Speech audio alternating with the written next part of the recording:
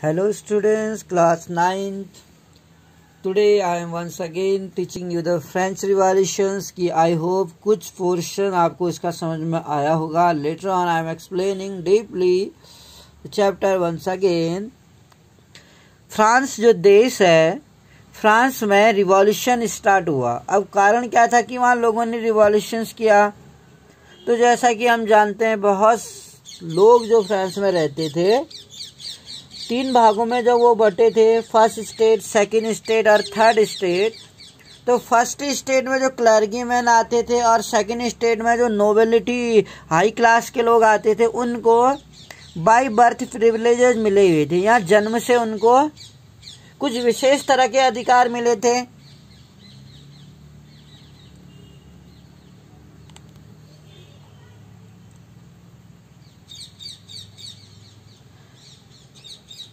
तो इस तरीके से जो थर्ड स्टेट के लोग थे, जिनको बाय बर्थ ऐसे अधिकार नहीं मिले थे, फर्स्ट स्टेट और सेकंड स्टेट के लोगों को टैक्स नहीं देना पड़ता था और ज़मीन पर उनके मालिकाना हक थे. जबकि थर्ड स्टेट के जो लोग थे उनको हाई टैक्स पे करना पड़ता था और उनको कुछ स्पेशल तरह के राइट्स नहीं थे. तो मॉर्निंग में 14 जुलाई 1789 की घटना है. पेरिस की सड़कों पर in the state of alarmed the king at command. तो राजा ने अपनी सेना को आदेश दिया कि वो शहर में मूव करे. Rumour spread.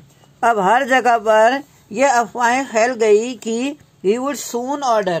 वो अपनी सेना को ये आदेश देगा कि नागरिकों को गोली चला दी जाए. Army to open fire upon the citizen. Some 7,000 man and women gathered. और इसी अफवाह के कारण 7,000 जो पुरुष और महिलाएं थी टाउन हॉल के सामने इकट्ठा हुई और decided to form a people militia. और पीपल मिलिटिया यानी लोगों का एक ग्रुप बनाने के लिए उन्होंने निश्चय किया. They broke into a number of government building. और इसी कारण से उन्होंने कई सारी सरकारी जो बिल्डिंगें थी उनको तोड़ दी. In the search of arms. हथियार की तलाश में. हथियार की तलाश में इतने पुरुष और महिलाओं ने हमला किया. Finally a group of several 100 people marched towards the eastern part of the city. अंततः जो कई 100 लोगों का जो ग्रुप था marched towards the eastern part of the city. पूर्वी शहर में मार्च्ड किया. And the city and storm the fortress region. और जो फोर्टेस किला था, जो दुर्ग था, जेल जैसी थी, जो जेल थी बास्टेली, उस पर हमला कर दिया. वेयर टू वो फाइंड हॉर्डेड एम्यूनेशन. जहाँ उनको ये आशा थी कि वहाँ उन्हें हथियार मिलेंगे. In the armed fight. इस आर्म की फाइट में they follow the commander of Bastille. जो बेस्टिली का सेनापति था उसे मार दिया गया और वहां पर बेस्टिली किले में जो कैदी थे उन्हें रिहा कर दिया गया. Though there were only 7 of them. हालांकि उनमें से केवल 7 ही थे. ये the Bastille were hated by all. Bastille सभी के द्वारा नफरत की गई थी. Hated by all because it stood for the despotic power of king. क्योंकि वह राजा की एक डिस्पोटिक असमी शक्ति को दर्शाता था. जो किला था fortress was demolish and it strong fragment were sold in the market. जो इसके फ्रेगमेंट थे यानी कि जो अवशेष थे पत्थर, वो बाजार में बेच दिए गए. To all those who wish to keep a souvenir of it destruction. This day the day that followed saw more rioting. इस दिन ये देखा गया कि फॉलोड सॉ मोर राइट. बहुत ज्यादा हिंसक, चाहे पेरिस हो या एन द कंट्री साइड गाँव में हो, सभी जो लोग थे वह प्रोटेस्टिंग. वो क्या कर रहे थे? विरोध कर रहे थे. Protesting against the high price of bread. क्योंकि जो रोटी के दाम थे वो कई ज्यादा बढ़ चुके थे. Much later When historians looked back upon this time, जब जो इतिहासकार हैं वो इस समय को दोबारा देखते हैं तो वो ये पाते हैं कि as the beginning of a chain of event, जो इवेंट है उसकी जो श्रृंखला है ultimately led to the execution of the king in France. Most people जो थे at this time did not anticipate the outcome and how and why did this happen. यहाँ पर हम एक बेस्टली किला देख रहे हैं, स्टॉर्मिंग ऑफ बेस्टली, धुआं आ रहा है, storming. Soon after the demolition of the Bastille artist made paint prints commemorating the events. अगर हम फ्रेंच सोसाइटी की बात करें लेट 18th सेंचुरी में जो सोसाइटी थी 1774 की अगर हम बात करें तो उस टाइम पर 1774 में लुईस 16 जो बुरबन फैमिली के थे यानी बुरबन वंश के थे उन्हें राजा बनाया गया। लुईस 16 को फ्रांस की गद्दी पर बैठे वो, और जब वो फ्रांस की गद्दी पे बैठे थे उस समय 1774 में ही was 20 years old and married to Australian prince Maria Antoinette. 20 साल की एज में लुईस 16 की मैरिज ऑस्ट्रिया की राजकुमारी से हो गई जिसका नाम मैरियो एंटोनियो था। Upon his accession the new king found, अधिग्रहण के बाद एक्सेशन के बाद राजा ने ये पाया कि जो उसका खजाना था वो पूरा खाली था। जिस समय राजकुमारी से शादी हुई 20 साल की एज में या सत्ता ग्रहण करी उसने, उसके बाद उसने ये पाया कि उसका जो खजाना था ट्रेजरी वो पूरा खाली हो चुका था, कुछ नहीं था उसके खजाने में। लॉन्ग ईयर्स ऑफ वॉर्स, लंबे समय के युद्ध के बाद, क्योंकि फ्रांस ने लंबे समय तक युद्ध लड़ा था, had drained the financial resource of France। Drain मतलब तेजी से कमी आ गई थी, या उसका जो खजाना था तेजी से क्या हो गया था, खाली हो गया था, जैसे नदी में बाढ़ आ जाती है। फाइनेंशियल रिसोर्सेज ऑफ फ्रांस, जो उसके वित्तीय संसाधन थे वो तेजी से खाली हो चुके थे। Added to this war the cost of maintaining an extravagant, added to this word, और इसके साथ साथ added to this word cost of maintaining, जो उसका कोर्ट यानी दरबार था उसमें एक्स्ट्रा वैगन यानी जो से ज्यादा खर्चा करता था वो इमेंस, जो बहुत ही ज्यादा अत्यधिक। वर्सलीज के जो कोर्ट में, वर्सलीज में जो उसका एक राज दरबार था, महल था, उसमें वो मेंटेनेंस यानी रख रखाव के लिए बहुत ज्यादा खर्चा किया जाता था। दूसरा, वॉर में उसका पैसा खर्चा हो गया था, लड़ाई में।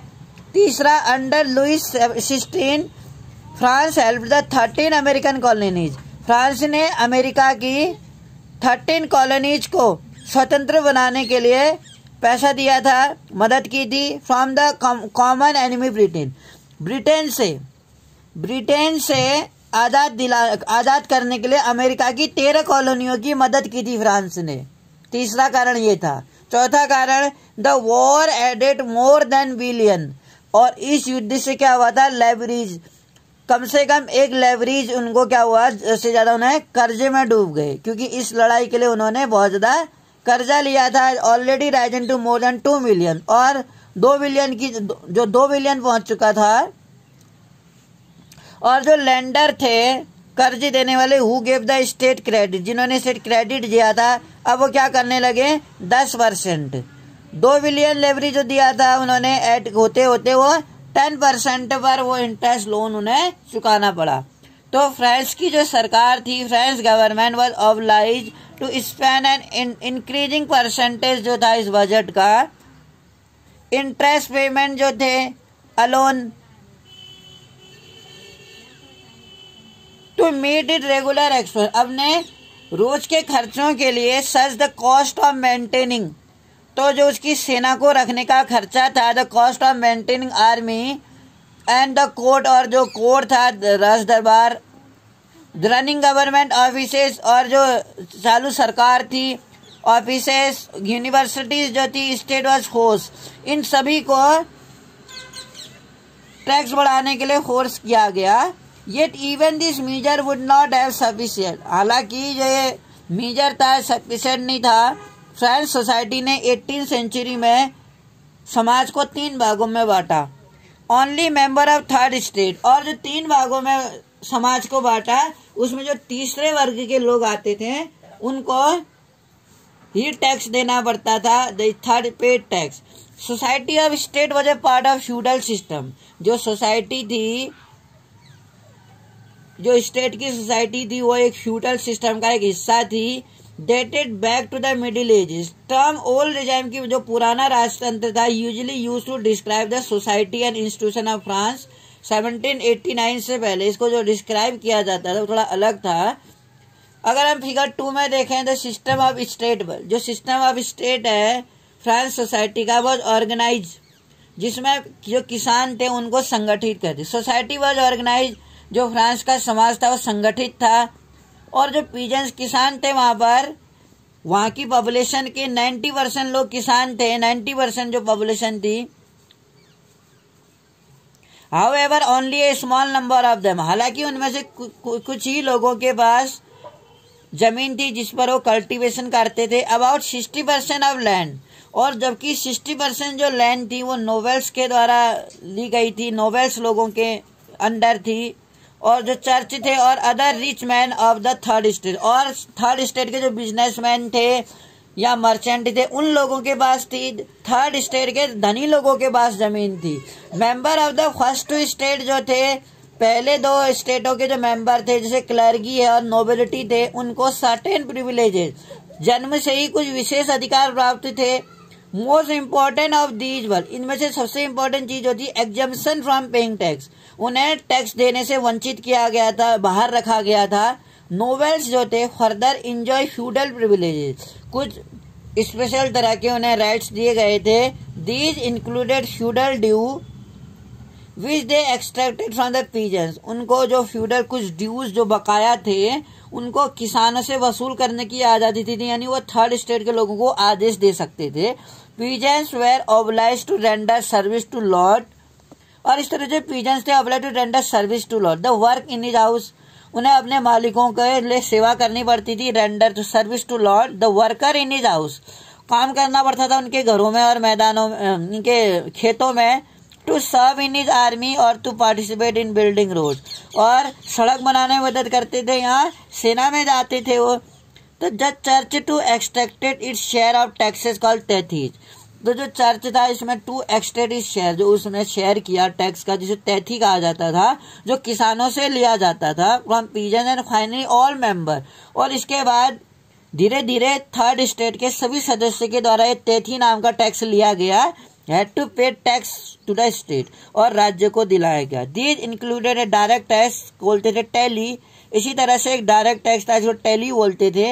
Number of indirect tax which were levy on articles, कई तरह के इनडायरेक्ट टैक्स भी जो अप्रत्यक्ष टैक्स लिए गए, जो वस्तुओं पर लगाए गए, जो रोजमर्रा की जरूरती चीजें थी जो लोग कंज्यूम करते थे, जैसे कि नमक और तंबाकू। The burden of financing activity, जो इस वित्तीय कार्यकलाप का भार था, बर्डन था। स्टेट दो tax was borne by the third state, borne कहते हैं सहन करना। तो जो ये जो भार था फाइनेंशियल एक्टिविटी का, वो थर्ड स्टेट के लोगों के द्वारा ही, केवल थर्ड स्टेट के लोगों के द्वारा ही वहन किया गया था, क्योंकि फर्स्ट स्टेट और सेकंड स्टेट के लोग इस तरह के टैक्स से